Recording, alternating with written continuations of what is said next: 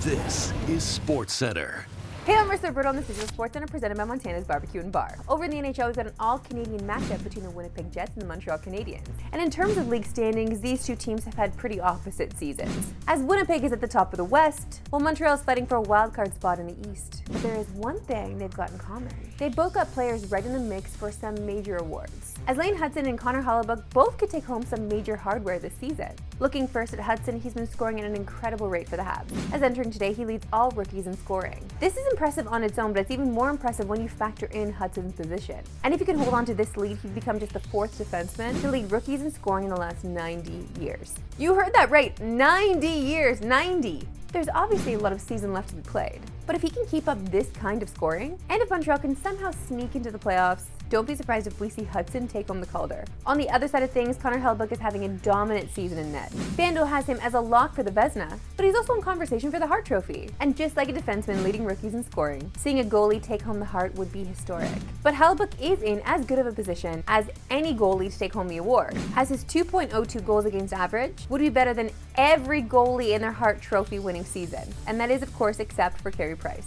Again, the season certainly isn't over, but if Hellebuyck can keep up his current level of play, he'll definitely have a shot at the Hart. Every game counts as these two continue to chase major awards, and that includes tonight's game.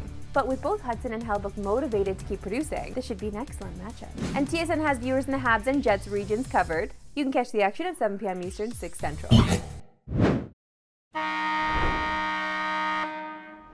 In honor of the Kruger Big Assist coming back for its 5th year, and proudly committing over $1 million to help hockey become more accessible and inclusive to Canadian families, we're going to be taking a look at the best assist from the ice last night. Check it out. You can see what Besser was trying to do there. He just kind of got caught up with that puck. Oh, look out here. Miller scores! J.T. Miller! As they stretch out the ice on a beautiful play. It's another power play goal. 3-0 Vancouver. How about Miller? I mean, that's a shot from pretty far out on a clear-cut breakaway. I love that the assist was so good the commentators didn't even see it coming. We were all shocked. And now I'm so pleased to be joined by one of the 5 hockey stars who are regional ambassadors of the Kruger Big Assist. 4-time Olympic Gold Medalist Hayley Wickenheiser, thank you so much for joining us. Thanks for having me, Marissa.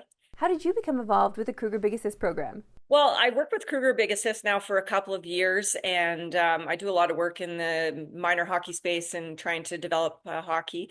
And their program is just fantastic in trying to help kids that maybe wouldn't otherwise have a chance, open new doors for children to play hockey right across the country. So it's a great program. I'm really proud to be back and a part of it. What are some challenges minor hockey communities face? And how does Kruger Big Assist help them overcome these obstacles? I would say the number one challenge is cost. It's expensive to play hockey no matter where you are in Canada.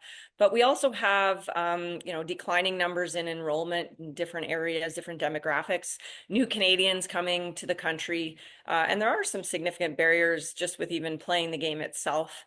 So there's a lot of challenges to the game. It's a great game. We all love it, but it certainly is not cheap to play. All right, let's do something fun here. We're going to do some blind rankings. Have you ever done this before? Do you know how it works? No. We're going to give you a bunch of things out of order, and you're going to rank them 1 through 5. All right. And we're going to rank my favorite hockey arena food. We're going to start with pizza. Where do you rank that? 3. Okay, so we have pizza at 3. Next up, let's go off the board here. Hot chocolate. 2. Nice, that's where I'd put it. All right, you got 1, 4, and 5 left. How about nachos? 4. 1 and 5 left. This is getting tricky. I'll give you what I think is number 1, poutine. Not my favorite, but we can, I don't know what the next one is, so we'll put it at 1, I guess. I love that we have this synergy now, because I would also rank this one at number 5, which is a hot dog. Oh, that would definitely be 5 for me, so I'm glad I chose poutine. Love it. Hayley Wickenheiser, thank you so much for joining us. Thanks, Marissa. Reminder to everyone, you can nominate a minor hockey association, and they could win $100,000. Canadians can now go online to nominate deserving minor hockey associations until February 10th, 2025. The Canadian public will vote for the grand prize winner in April of 2025. Also until February 28th, Canadians can buy specially marked Kruger product packs and score a toque to show your support of the power of an assist on and off the ice. Time now for my favorite segment and yours, how we love sports today. Why we love sports today. It's that time of year where maybe you have an outdoor hockey rink in your backyard, and if so, I'm very jealous. It has been cold enough, right? Actually, not if you're the family in this next video. But hey, even if the warm weather may have melted their ice, that's not gonna stop them. Let's go!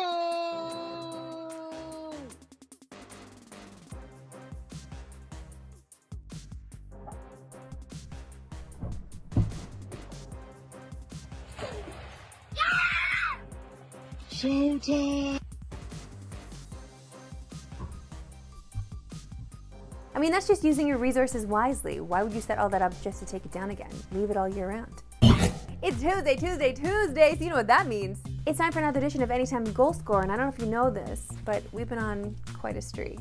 Actually a 3-week heater after Draisaitl scored last time, so let's go for 4 in a row. And tonight, we're going with David Pastrnak to score against the Sabres. Why, might you ask? Well, truth be told, Pasta just can't seem to stop scoring. He's got 7 goals in his last 7 games, and in just one of those, he didn't find the back of the net. Not only that, but in his last 20 games against Buffalo, he's got 10 goals, so that's about a 50-50 chance. He's going up against a Buffalo team that ranks near the bottom in both goals against and goals against per game. The Sabres are giving up around 3.5 goals per game. Now, it was a slower start to the year for Pastrnak, but since turning the page to 2025, he seems to be back to his elite scoring ways. And you know when Pass is on the board, we gotta eat, right?